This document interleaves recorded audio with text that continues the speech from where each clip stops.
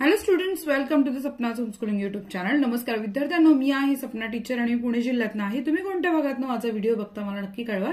आणि त्याचसोबत आज आपण लँग्वेज स्टडीचा पंक्च्युएट द फॉलोइंग सेंटेन्स हा प्रश्न घेतलेला आहे. फार महत्वाचा प्रश्न आहे. विरामचिन्हांचा वापर करायचा आहे. याच्यामध्ये दोन प्रश्न आपण आता इथे सोडून देणार आहोत. यासारखे अनेक व्हिडिओ मी तयार केलेले आहेत जे पंक्च्युएट द फॉलोइंग सेंटेन्सचे आहेत. त्याची लिंक मी तुम्हाला डिस्क्रिप्शन बॉक्समध्ये देईल, म्हणजे तुमच्यासाठी अभ्यास करणं जास्ती सोपं जाईल. आता इथे दोन सेंटेन्स आहेत. त्यातलं पहिलं जे सेंटेन्स आहे ते आपण आधी वाचूयात. I don't know what's happening to people नगर. ओके, हे वाक्य झालं. आता याच्यामध्ये आपल्याला काय करायचंय, उत्तर लिहिताना आपण सगळ्यात पहिलं आन्सर इथे लिहिणार.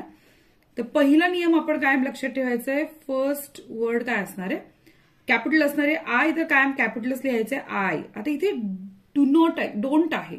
पण डोंट म्हणजे काय आहे, डू नॉटचा शॉर्ट फॉर्म आहे. पण तो कसा लिहायचा आहे, इथे एपिस्ट्रॉफी लिहून टी लिहायचा, कारण आपण ओ इथनं काढून टाकलाय ना, शॉर्ट फॉर्म झालाय. आय डोंट नो, हा असंच्या असं घ्यायचा. आता परत व्हॉट्स. व्हॉट्स म्हणजे काय, व्हॉट्सचा अर्थ होतो व्हॉट इज.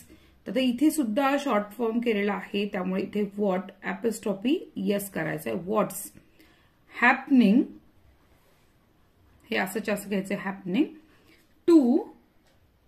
आता हे पीपल नगर काय आहे, एका ठिकाणाचं नाव आहे. तर ठिकाणाचं नाव नेहमी कॅपिटल लेटरने सुरुवात करायचंय.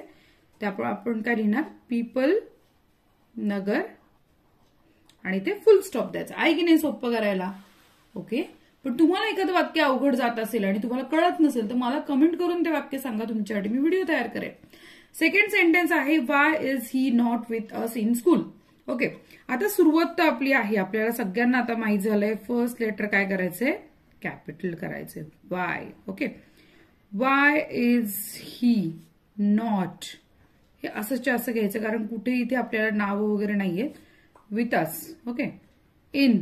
आता स्कूल, हे पण असंच्या असं घ्यायचं. पण मग काय करायचं, ऍडिशन तिथे क्वेश्चन मार्क द्यायचा. तर प्रश्न विचारलाय ना की Y is he not with us in school, तो आपल्यासोबत शाळेमध्ये का नाहीये, तर ते का नाहीये म्हणून इथे क्वेश्चन मार्क देण्यात आलेला आहे. इतकं सोपं हे वाक्यांचं आपण इथे पंक्च्युएशन दिलेले आहे. तुम्हाला व्हिडिओ आवडला का, आवडला असेल तर लाईक करा, आणि त्याचसोबत डिस्क्रिप्शन मधले इतर व्हिडिओ सुद्धा पंक्च्युएशनचे नक्की बघा, आणि मला तुमच्या प्रतिक्रिया कमेंटद्वारे सांगा की तुम्हाला ते कळतायत की नाही कळतायत. ओके, भेटूयात नेक्स्ट व्हिडिओमध्ये. धन्यवाद.